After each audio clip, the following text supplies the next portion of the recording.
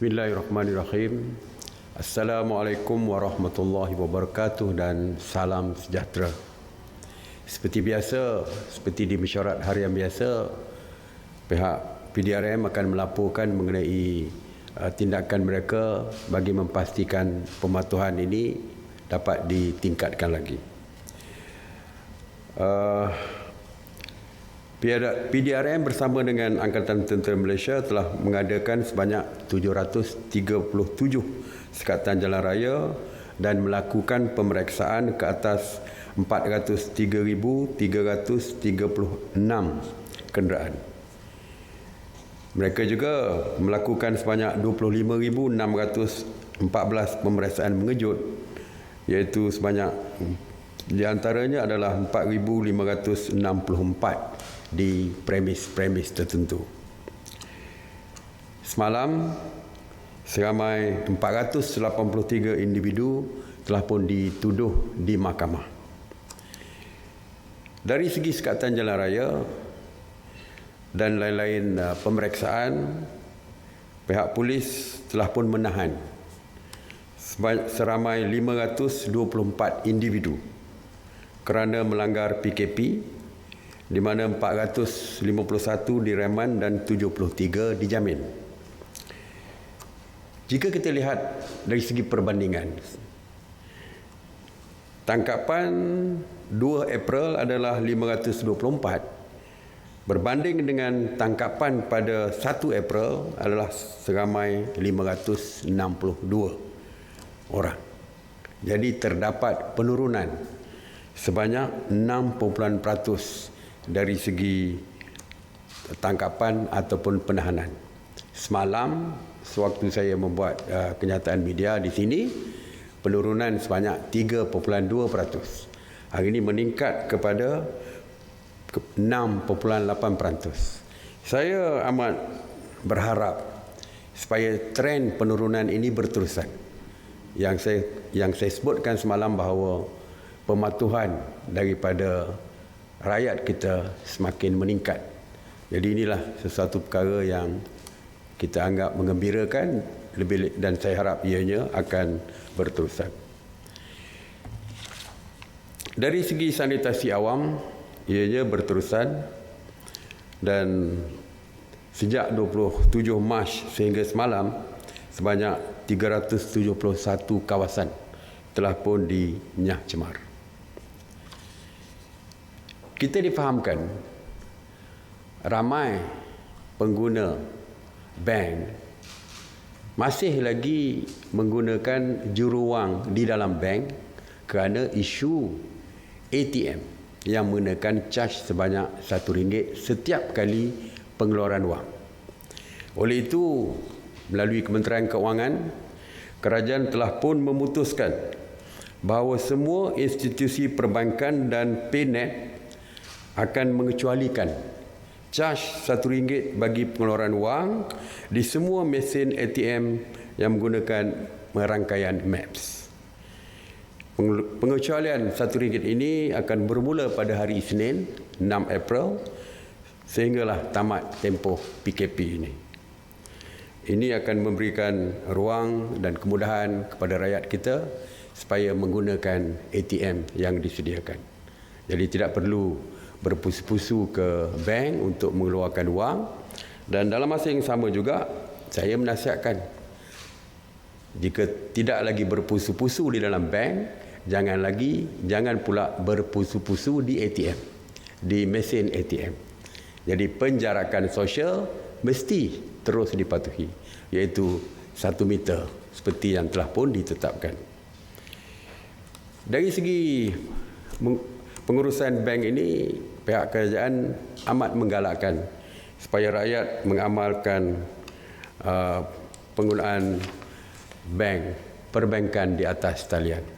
Dari segi pengurusan keuangan dan sebagainya, untuk memindahkan wang dan sebagainya, kalau boleh kita gunakan perbankan atas talian yang telah pun disediakan oleh pihak bank. Ramai ibu bapa yang mengadu tentang anak-anak mereka yang belajar di luar negara dan telah pun tamat pengajian tetapi tidak boleh pulang ke negara kerana sekatan daripada negara yang berkaitan yang tidak membenarkan penerbangan keluar dan sebagainya. Pihak kerajaan telah bersetuju melalui penaja-penaja mereka seperti MARA, JPA, KPT dan Petronas biasanya yang menjadi penaja kepada pelajar-pelajar ini. Pihak kerajaan bersetuju untuk menanggung pelajar-pelajar yang masih berada di luar negeri selepas tamat pengajian yang tidak mampu untuk pulang dan tidak boleh pulang, iaitu akan membantu dari segi tempat tinggal mereka. Begitu juga dengan untuk makan minum mereka akan ditanggung oleh penaja-penaja mereka. Jadi mereka, ibu bapa tidak perlu bimbang. Ramai mengatakan anak mereka dah sepatutnya pulang, jadi keuangan mereka tidak mampu untuk membayar sewa rumah, untuk membeli makanan dan sebagainya. Maka kerajaan melalui penaja-penaja ini akan membantu mereka dari segi tempat tinggal dan juga makanan dan sebagainya. Semalam ada berita yang mengatakan pekerja Bangladesh tidak ada makanan. Jadi kerajaan kita adalah kerajaan yang bertanggungjawab. Sesiapa saja berada di dalam negara pastinya akan dibantu. Walaupun kita telah pun bersetuju bahawa setiap kedutaan negara asing ini mesti mengambil tanggungjawab untuk memastikan rakyat mereka mendapat bantuan yang sewajarnya. Dan mereka perlu, walaupun mereka perlu melapor kepada Jawatankuasa Pengurusan Bencana Daerah jika terdapat warga mereka di daerah-daerah. Dan jika berada di Kuala Lumpur, mereka boleh terus menghubungi Crisis Management Center ataupun CMC di bawah kawal selia di BKL. Jadi isu yang berkaitan dengan warga asing perlu diambil tanggungjawab oleh kedutaan masing-masing dan kita akan membantu menyelaraskan apa yang mereka perlu lakukan. Pusat pengurusan kuarantin telah pun dibuka. Hari ini bermulalah kuarantin wajib bagi rakyat kita ataupun warga yang pulang daripada luar negara. Ramai yang bertanya di manakah tempatnya tersebut. Tuan-tuan boleh mencarinya di laman sesawang ataupun website AGC, alamatnya agc.gov.my. Jadi sesiapa saja yang ingin mendapatkan kepastian di mana pusat-pusat tersebut boleh melihat ataupun merujuk kepada website daripada AGC ini. Bagi penumpang-penumpang dari Sabah dan Sarawak, mereka tidak perlu untuk keluar dan masuk ke pusat kuarantin yang disediakan oleh kerajaan di Kuala Lumpur ataupun di sekitar. Mereka yang pulang daripada luar negara dengan pesawat akan turun untuk transit di KLIA dan selepas itu akan meneruskan penerbangan ke Sabah dan Sarawak. Kita membenarkan. Walau bagaimanapun, mereka akan dikuarantin di Sabah dan Sarawak. Saya difahamkan, dimaklumkan oleh mesyuarat tadi bahawa polisi yang dibuat oleh kerajaan negeri Sabah dan Sarawak, mana-mana rakyat mereka yang pulang dari luar, termasuk daripada Semenanjung, akan dikuarantinkan. Jadi sebab itulah kita membenarkan mereka untuk pulang bersama dengan pesawat penumpang-penumpang pesawat ke Sabah dan Sarawak kerana mereka akan dikuarantin di negeri masing-masing.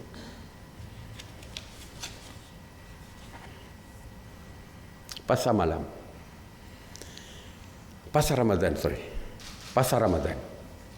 Seperti yang saya maklumkan, itu semalam ianya merupakan cadangan daripada DBKL dan bersyarat tadi pagi ini telah pun memutuskan bahawa selagi PKP dilaksanakan, semua pasar Ramadan tidak dibenarkan.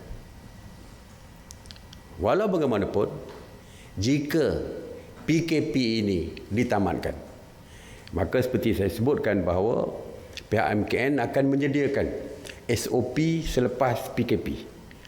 Kita akan menyediakan SOP post PKP ataupun selepas PKP. Maka soal yang berkaitan dengan pasar Ramadan dan sebagainya akan ditentukan selepas ini, sama ada boleh dilaksanakan ataupun dilaksanakan dengan SOP yang tertentu.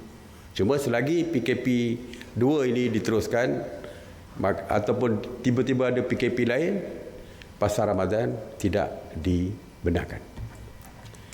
Yang terakhir sekali ialah mengenai jarak 10 km seperti yang dikeluarkan oleh pihak peguam negara. Memang benar, seperti kita tahu, setiap undang-undang dianya tidak boleh terlalu spesifik, terlalu detail untuk merangkumi semua individu. Jadi di dalam undang-undang ini juga dari segi general rule-nya ataupun undang-undang secara amnya, bahawa pergerakan hanya boleh di sekitar 10 km, di bawah 10 km radius. Walau bagaimanapun, pihak polis diberikan budi bicara di dalam setiap kes yang berbeza. Sebagai contoh, kita membenarkan untuk membeli produk makanan. Jadi, kalau produk makanan tersebut tidak berada di dalam lingkungan 10 km, tentu saja mereka boleh keluar mencari untuk membeli makanan ataupun bahan makanan di kawasan di luar 10 km yang terhampir. Maksudnya kalau 11 km. Jadi kita masih membenarkan. Kita mengatakan bahawa interstate ataupun pergerakan antara negeri ke negeri tidak dibenarkan. Tetapi di negeri yang bersempadan, sebagai contoh, Gemas dan Segamat, ataupun Petaling Jaya di Selangor, Bangsa di Kuala Lumpur. Jadi keperluan itu ada di luar. Maksudnya untuk membeli barangan di Gemas, yang terhampir tempat dia adalah di Segamat, walaupun di dalam radius 10 km, kurang 10 km. Jadi walaupun berlaku interstate ataupun perjalanan antara negeri ke negeri, pihak polis juga diberikan kuasa budi bicara untuk mempertimbangkan isu ini. Sebab semalam kita dengar ada individu yang ingin keluar mendapatkan perubatan, tetapi oleh kerana tempatnya, hospitalnya lebih daripada 10 km, jadi mereka terpaksa membatalkan hasrat mereka ataupun tujuan mereka untuk ke hospital. Sedangkan kesihatan merupakan perkara utama yang diberikan oleh kerajaan, sehingga kita terpaksa memperkenalkan PKP kerana nak menjaga kesihatan rakyat. Jadi jika melibatkan isu kesihatan ke klinik dan sebagainya terletak lebih daripada 10 km, pihak polis juga diberikan kuasa budi bicara untuk melepaskan atau membenarkan perjalanan individu-individu atau pihak-pihak yang terlibat di dalam perkara yang saya sebutkan tadi. Jadi walaupun kita ada peraturan 10 km, bukan ianya mesti satu kemestian yang tidak boleh ada kelonggaran. Kita telah pun memberikan kelonggaran kepada pihak polis untuk menggunakan budi bicara. Jadi terima kasih. Sekali lagi saya menyeru kepada rakyat, patuhi semua peraturan, tinggal di dalam rumah dan patuhilah segala peraturan-peraturan yang telah pun diumumkan oleh Kementerian Kesihatan. Stay home, stay safe. Terima kasih. Assalamualaikum warahmatullahi wabarakatuh. Soalan? Datuk Seri, tadi Datuk Seri sebut pasal isu warga asing dan Datuk Seri mention pasal pekerja asing daripada Bangladesh. Tapi adakah bantuan yang kerajaan akan tawarkan ni termasuk kepada pekerja asing daripada negara lain? Semua. Saya sebut tadi bahawa semua pekerja asing adalah di bawah tanggungjawab kedutaan mereka. Tak kira lah Bangladesh ke, warga Indonesia ke, warga Nepal ke, tak kira. Mereka ada kedutaan di sini, jadi mereka perlu bertanggungjawab kepada rakyat mereka. Dan kita akan membantu dari segi mungkin pengurusan pembelian makanan dan sebagainya, mungkin kita boleh lakukan untuk membantu mereka. Selain pada warga asing, Datuk Seri, berkenaan dengan refugee, apa situasi sekarang? Sama. Refugee pun sama. Kita treatment dia sama saja. Ya, kita takkan benarkan rakyat kita ataupun rakyat asing sekalipun untuk kelaparan sewaktu PKP ini dilaksanakan. Setakat ni berapa orang dah ada di pusat kuarantin? Berada di pusat kuarantin. Sebenarnya pusat kuarantin ini dah lama. Yang saya sebutkan yang kita wujudkan yang baru untuk kuarantin wajib ini baru bermula hari ini. Ya. Jadi keseluruhan pusat kuarantin itu telah pun dilaksanakan lebih awal. Jadi numbers tu kita akan dapatkan. Ya. Okay, Datuk Seri, mungkin Datuk Seri dah pernah jawab soalan ini sebelum ni. Cuma nak minta Datuk Seri jawab, ada kekeliruan bila ada individu yang keluar, dia bawa surat kebenaran majikan, tapi polis masih lagi tahan disebabkan tak ada cop daripada balai polis. Jadi nak tahu dekat sini, adakah cop daripada balai polis tu sememangnya wajib untuk dibawa bersama-sama selain daripada surat majikan tu? Sebab ada yang bila nak dapatkan surat daripada balai polis tu, ada yang OCS yang tak ada, so disuruh datang esok pagi untuk ke balai polis. Jadi dia macam merumitkan keadaan. So macam mana, Datuk Seri? Apa yang ditetapkan oleh kita adalah surat daripada majikan dan senarai nama pekerja diserahkan kepada balai polis. Itu saja yang kita tetapkan. Ya. Okey, Datuk Seri, satu persoalan berkaitan, adakah terdapat SOP untuk pihak swasta atau ejen untuk membawa pulang pelajar Malaysia kita di luar kerana ia berkaitan dengan kuarantin? Kerana kami dapat makluman bahawa ada pihak ejen yang sudah menyewa 2 pesawat khas untuk membawa pulang pelajar Malaysia di Mesir secara persendirian tanpa ada penglibatan daripada kerajaan. Dan dalam masa sama juga KPT, Kementerian Pengajian Tinggi, menafikan ada kerjasama dengan ejen tersebut. So bagaimana? Sebenarnya kita mengalu-alukan sesiapa saja, ejen, syarikat swasta, sesiapa saja untuk membantu untuk membawa pulang rakyat kita dan sebagainya. Ya, tak kiralah apa saja. Tetapi walau mana pun perlu mereka mendapatkan kerjasama dengan pihak kerajaan. Mereka perlu memaklumkan kepada MKN misalnya. Mereka mesti perlu memaklumkan kepada immigration misalnya. Ya, jadi walaupun kita mengalung-alungkan semua terlibat, tetapi mesti ikut prosedur yang ditetapkan oleh kerajaan. Sebab kita tak mahu nanti bila sampai ke airport ada masalah dengan immigration dan sebagainya. Jadi makluman awal itu perlu.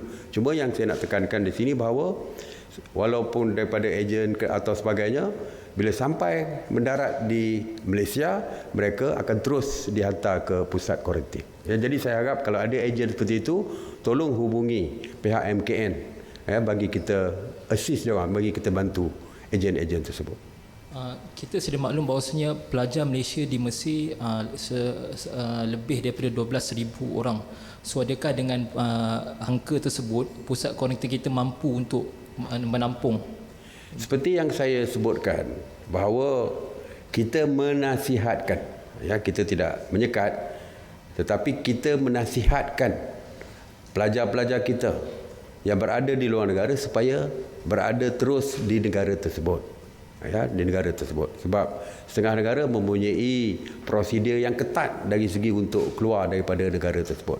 Mesir, kumpulan Mesir kita pernah bawa, iaitu melalui Brunei dan balik ke Malaysia. Jadi kita telah pun melaksanakan untuk membawa pulang pelajar daripada Mesir dan sebagainya. Ya, jadi tidak timbul isu mereka tidak boleh pulang, Tetapi seperti saya kata lebih awal, daripada UK, daripada US yang nak balik, pelajar-pelajar, kalau di sana mungkin ada sekatan dan sebagainya, mereka mesti patuh kepada peraturan yang dikeluarkan oleh negara masing-masing, negara tempat mereka berada. Cuma yang saya katakan tadi bahawa nasihat kita supaya stay put, kekal di negara mereka. Walaupun pun kalau ada yang pulang, seperti saya kata tadi, yang sampai saja mereka terus akan dibawa ke pusat kuarantin. Okey, terima kasih sekali lagi. Salam.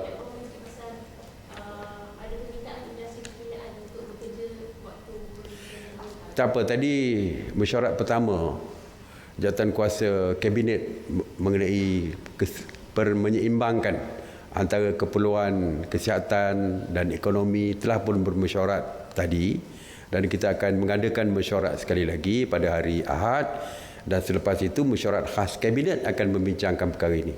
Jadi sektor-sektor mana dan sebagainya tunggulah kita lepas pada mesyuarat kabinet hari Isnin nanti, ya. Okey.